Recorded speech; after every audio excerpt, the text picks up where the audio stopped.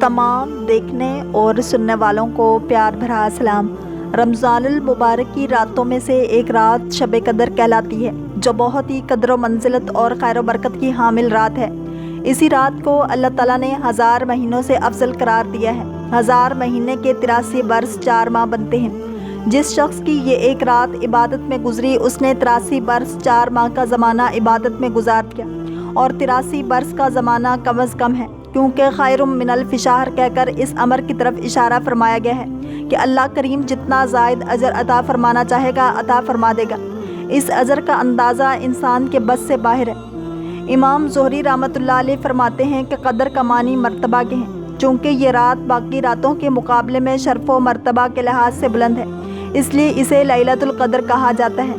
حضرت عبداللہ بن عباس رضی اللہ تعالیٰ عنہ سے مروی ہے کہ اللہ تعالیٰ نصف شعبان کی رات کو تمام فیصلے فرما لیتا ہے، اور چونکہ اس رات میں اللہ تعالیٰ کی طرف سے 1 سال کی تقدیر و فیصلے کا قلمدان فرشتوں کو سونپا جاتا ہے، اس وجہ سے یہ لیلۃ القدر کہلاتی ہے۔ اس رات کو قدر کے نام سے تعبیر کرنے کی وجہ بھی بیان کی جاتی ہے۔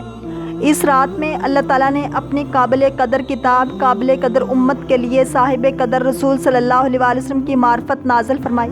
یہی وجہ ہے کہ اس صورت میں لفظ قدر 3 دفعہ آیا ہے۔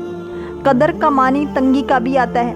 اس معنی کے لحاظ سے اسے قدر والی کہنے کی وجہ یہ ہے کہ اس رات آسمان سے فرش زمین پر اتنی کثرت کے ساتھ فرشتوں کا نزول ہوتا ہے کہ زمین تنگ ہو جاتی ہے۔ امام ابو بکر قدر کہنے کی وجہ بیان کرتے ہوئے کہتے ہیں کہ یہ رات عبادت کرنے والوں کو صاحب قدر بنا دیتی ہے، اگرچہ وہ پہلے اس لائق نہیں تھے۔ اس کے حصول کا سب سے اہم سبب نبی کریم صلی اللہ علیہ وسلم کی اس امت پر شفقت اور آپ صلی اللہ علیہ وسلم کی غم خواری ہے۔ جب رسول پاک صلی اللہ علیہ وسلم کو سابقہ لوگوں کی عمروں پر آگاہ فرمایا گیا، تو آپ صلی اللہ علیہ وسلم نے ان کے مقابلے میں اپنی امت کے لوگوں کی کم عمری کو دیکھتے ہوئے یہ خیال فرمایا کہ میری امت کے لوگ اتنی کم عمر میں سابقہ امتوں کے برابر عمل کیسے کر سکیں گے؟ بس آپ صلی اللہ علیہ وسلم کو لیلۃ القدر عطا فرما دی گئی، جو 1000 مہینے سے افضل ہے۔ اس کی تائید حضرت ابن عباس رضی اللہ تعالیٰ عنہ سے منقول روایت سے بھی ہوتی ہے کہ آپ صلی اللہ علیہ وسلم کی بارگاہ اقدس میں بنی اسرائیل کے ایک ایسے شخص کا تذکرہ کیا گیا جس نے 1000 ماہ تک اللہ تعالیٰ کی راہ میں جہاد کیا تھا، تو آپ صلی اللہ علیہ وسلم نے اس پر تعجب کا اظہار فرمایا اور اپنی امت کے لیے آرزو کرتے ہوئے جب یہ دعا کی کہ اے میرے رب، میری امت کے لوگوں کی عمریں کم ہونے کی وجہ سے نیک اعمال بھی کم ہوں گے، تو اس پر اللہ تعالیٰ نے شب قدر عنایت فرما دی۔ ایک روایت میں یہ بھی ہے کہ ایک مرتبہ نبی کریم صلی اللہ علیہ وسلم نے صحابہ کرام رضوان اللہ اجمعین کے سامنے مختلف شخصیات حضرت ایوب علیہ السلام، حضرت زکریا علیہ السلام، حضرت حزقیل علیہ السلام، حضرت جوشع علیہ السلام کا تذکرہ کرتے ہوئے فرمایا کہ ان حضرات نے 80 سال اللہ تعالیٰ کی عبادت کی ہے اور پلک جھپکنے کے برابر بھی اللہ تعالیٰ کی نافرمانی نہیں کی۔ صحابہ کرام رضوان اللہ اجمعین کو ان برگزیدہ ہستیوں پر رشک آیا۔ امام قرطبی رحمۃ اللہ علیہ لکھتے ہیں کہ اسی وقت جبرائیل علیہ السلام آپ صلی اللہ علیہ وسلم کی بارگاہ اقدس میں حاضر ہوئے اور عرض کیا، اے نبی محترم صلی اللہ علیہ وسلم، آپ کی امت کے لوگ ان سابقہ لوگوں کی 80 سالہ عبادت پر رشک کر رہے ہیں، تو آپ کے رب نے آپ کو اس سے بہتر عطا فرما دیا ہے۔ اور پھر سورۃ القدر کی تلاوت کی۔ اس پر رسول خدا صلی اللہ علیہ وسلم کا چہرہ اقدس فرط مسرت سے چمک اٹھا۔ چنانچہ حضور اکرم صلی اللہ علیہ وسلم کے طفیل یہ کرم فرمایا کہ اس امت کو لیلۃ القدر عنایت فرما دی، اور اس کی عبادت کو 80 نہیں بلکہ 83 سال 4 ماہ سے بڑھ کر قرار دیا۔ لیلۃ القدر فقط آپ صلی اللہ علیہ وسلم کی امت کی خصوصیت ہے۔ امام جلال الدین سیوطی رحمۃ اللہ علیہ حضرت انس رضی اللہ تعالیٰ عنہ سے نقل کرتے ہیں کہ رسول خدا صلی اللہ علیہ وسلم نے فرمایا، یہ مقدس رات اللہ تعالیٰ نے فقط میری امت کو عطا فرمائی ہے، سابقہ امتوں میں سے یہ شرف کسی کو بھی نہیں ملا۔ مفسرین کرام لکھتے ہیں کہ پہلی امتوں میں عابد اسے قرار دیا جاتا تھا جو 1000 ماہ تک اللہ تعالیٰ کی عبادت کرتا، لیکن نبی کریم صلی اللہ علیہ وسلم کے صدقے میں اس امت کو یہ فضیلت حاصل ہوئی ہے کہ ایک رات کی عبادت سے اس سے بہتر مقام حاصل کر لیتی ہے۔ امتوں کا عابد وہ شخص ہوتا جو 1000 ماہ تک اللہ تعالیٰ کی عبادت کرتا تھا، لیکن اس کے مقابلے میں اللہ تعالیٰ نے اس امت کے افراد کو یہ شب قدر عطا کر دی، جس کی عبادت اس 1000 ماہ سے بہتر قرار دی گئی ہے۔ گویا یہ عظیم نعمت بھی سرکار دو جہان صلی اللہ علیہ وسلم کی غلامی کے صدقے میں امت کو نصیب ہوئی ہے۔ حضرت ابو ہریرہ رضی اللہ تعالیٰ عنہ سے مروی ہے کہ آپ صلی اللہ علیہ وسلم نے فرمایا، جس شخص نے شب قدر میں اجر و ثواب کی امید سے عبادت کی، اس کے سابقہ گناہ معاف کر دیے جاتے ہیں۔ اس ارشاد نبوی صلی اللہ علیہ وسلم میں جہاں لیلۃ القدر کی ساعتوں میں ذکر و فکر، عبادت و طاعت کی تلقین کی گئی ہے، وہاں اس بات کی طرف بھی متوجہ کیا گیا ہے کہ عبادت سے محض اللہ تعالیٰ کی خوشنودی مقصود ہو، ریاکاری یا بدنیتی نہ ہو، اور آئندہ عہد کرے کہ میں برائی کا ارتکاب نہیں کروں گا۔ چنانچہ اس شان کے ساتھ عبادت کرنے والے بندے کے لیے یہ رات مجردہ مغفرت بن کر آتی ہے۔ حضرت سیدنا انس رضی اللہ تعالیٰ عنہ سے مروی ہے کہ رمضان المبارک کی آمد پر ایک مرتبہ رسول پاک صلی اللہ علیہ وسلم نے فرمایا، یہ جو ماہ تم پر آیا ہے، اس میں ایک ایسی رات ہے جو 1000 ماہ سے افضل ہے۔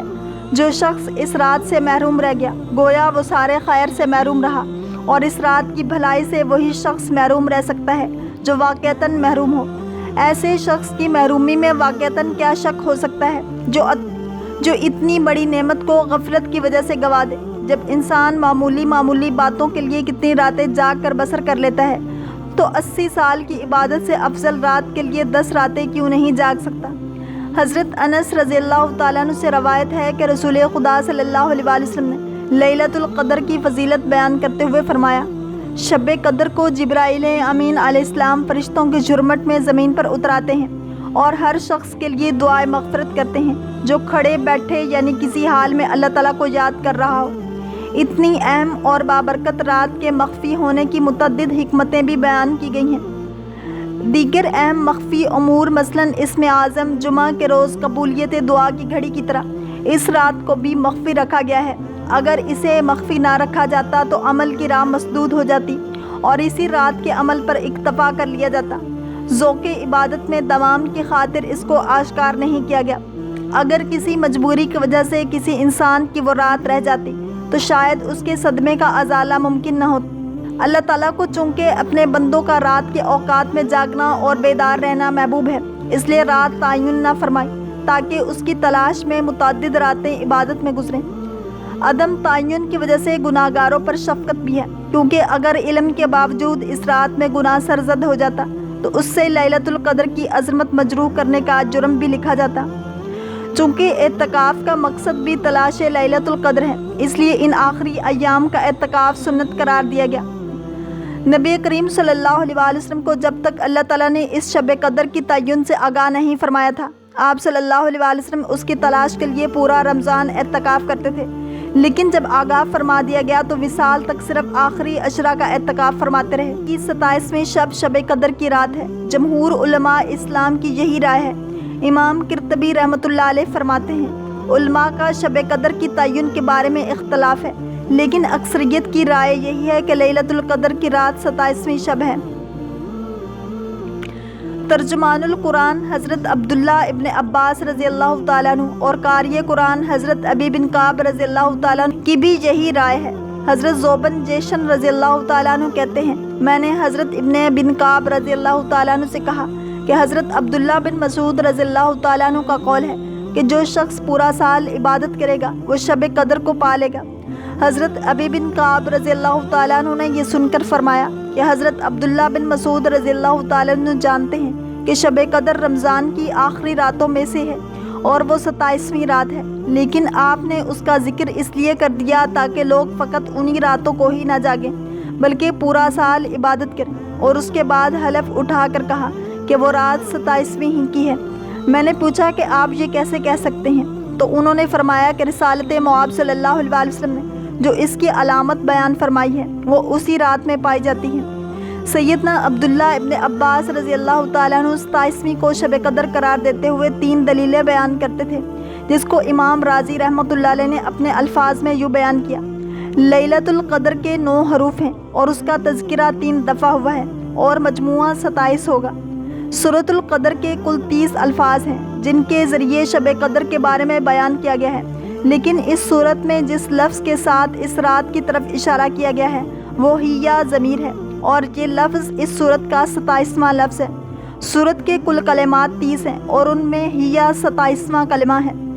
سیدنا فاروق اعظم رضی اللہ تعالیٰ عنہ نے حضرت ابن عباس رضی اللہ تعالیٰ عنہ سے شب قدر کی تعین کے بارے میں سوال کیا تو انہوں نے فرمایا اللہ تعالیٰ کو طاق عدد پسند ہے اور طاق عددوں میں سے بھی 7 کے عدد کو ترجیح حاصل ہے، کیونکہ اللہ تعالیٰ اپنی کائنات کی تخلیق میں 7 کے عدد کو نمایاں کیا ہے، مثلاً 7 آسمان، 7 زمین، ہفتہ کے 7 دن، طواف کے چکر 7 وغیرہ۔